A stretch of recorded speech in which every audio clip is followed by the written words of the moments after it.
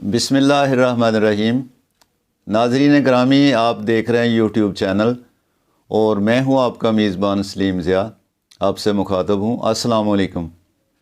دعویٰ کروں گا حشر کو موسیٰ پہ قتل کا، دعویٰ کروں گا حشر کو موسیٰ پہ قتل کا، کیوں آب اس نے دی میرے قاتل کی تیغ کو۔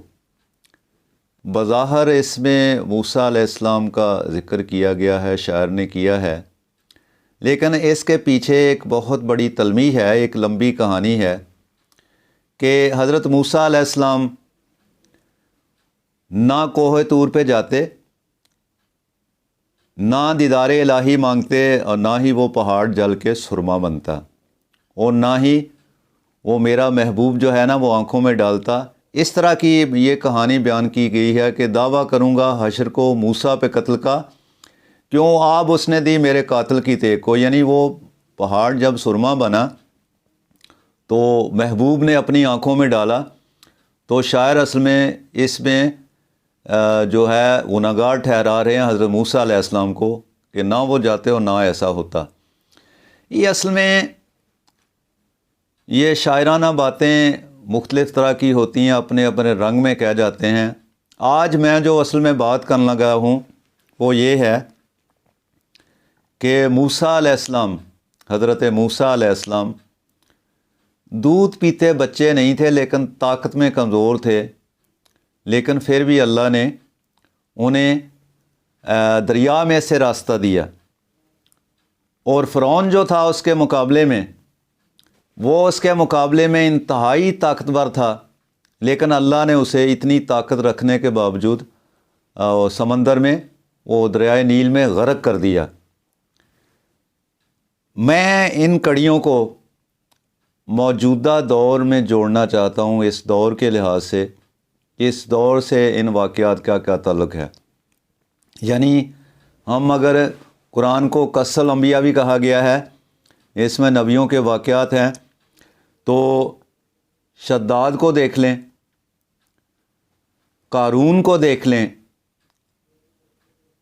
اپنے نمرود کو دیکھ لیں، یہ اپنے اپنے دور کے طاقتور ترین شخص تھے، اور انہوں نے خدا ہونے کا دعویٰ بھی کیا، لیکن ان کا انجام کیا ہوا وہ بھی آپ کے سامنے ہے کہ نمرود جو تھا اس کے دماغ میں اللہ تعالیٰ نے ایک مچھر کا دانہ جو تھا اس کے اندر داخل کر دیا، اس کے مغز کے اندر۔ تو کہتے ہیں کہ وہ جب اندر حرکت کرتا تھا دماغ کے اندر تو اسے تکلیف ہوتی تھی، اور اس نے ملازم رکھے ہوئے تھے دو کہ میرے سر پہ جوتے مارو، تو جب تک ان کے سر پہ جوتے مارتے رہتے تھے وہ کسی کونے خدرے میں لگ کے مچھر بیٹھ جاتا اور اسے سکون ملتا۔ یوں ہی وہ اپنا کام ختم کرتے، دوبارہ وہ مچھر پھر اڑنا شروع ہو جاتا اور دوبارہ جوتے پھر پڑنے لگ جاتے۔ تو یہ اصل میں یہ انجام دکھایا گیا ہے کہ اس چیز کا، برائی کا، ظلم کا، جبر کا۔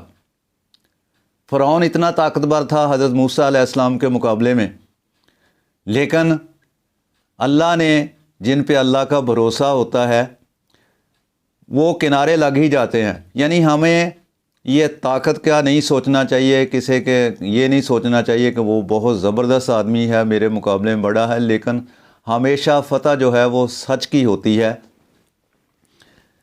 فرعون حضرت موسیٰ علیہ السلام کے مقابلے میں بہت طاقتور انسان تھا، لیکن حضرت موسیٰ علیہ السلام کنارے لگے، دریائے نیل میں سے اس نے راستہ دیا دریا نے، تو وہ درمیان میں غرق ہو گیا۔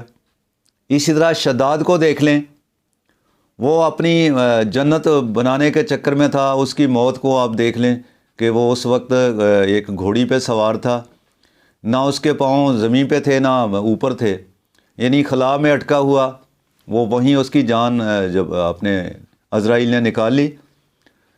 اور قارون کو دیکھیں، وہ کہتے ہیں کہ اس کی دولت کے خزانوں کی جو چابیاں ہیں نا جی، بہت سارے اونٹوں پر لادی جاتی تھی۔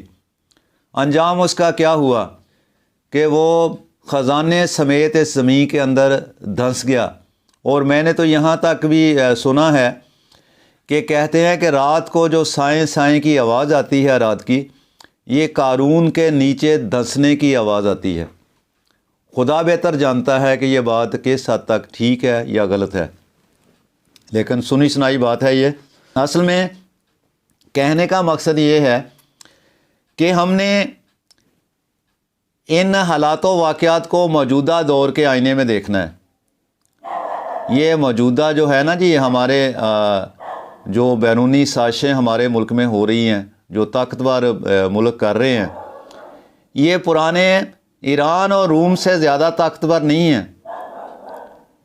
لیکن اللہ تعالیٰ نے مکہ کے گڈریوں کو، مکہ کے جو بھیڑ بکریاں چرانے والے لوگ جو تھے، اللہ تعالیٰ نے ان کو، ان کا پھر کیا کیا، راہبر مقرر کیا، ان پہ حاکم مقرر کیا۔ اللہ نے فتح دی دونوں ملکوں پہ، کن کو؟ مسلمانوں کو۔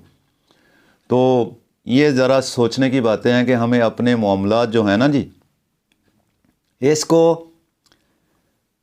خدا کے سپرد کر دینا چاہیے، چونکہ سب سے سپریم پاور جو ہے، سب سے سپر پاور جو ہے، وہ اللہ تعالیٰ کے پاس ہے۔ ورنہ یہ جہاں والے کیا ہیں، یعنی رتوں پہ بس نہ چلا، ورنہ یہ جہاں والے ہوائیں بیچتے نیلام رنگو بو کرتے، یعنی رتوں پہ بس نہ چلا ورنہ یہ جہاں والے ہوائیں بیچتے نیلام رنگو بو کرتے۔ تو میرے خیال میں آج کے لیے اتنا ہی کافی ہے۔ ایک سوچنے کا ہے انداز، اپنا اپنا ہوتا ہے کہ یہ ظلم و زبر جو ہے نا جی، یہ جتنی مرضی سیاہ رات ہو، اس کی صبح جو ہے وہ نمودار ضرور ہونا ہوتی ہے۔ میرے خیال میں آج کے لیے اتنا ہی کافی ہے۔ پر امید رہیں، انشاءاللہ پھر کسی نئی موضوع کے ساتھ، کسی نئی بات کے ساتھ انشاءاللہ حاضر خدمت ہوں گا۔ بہت شکریہ جی، فی امان اللہ۔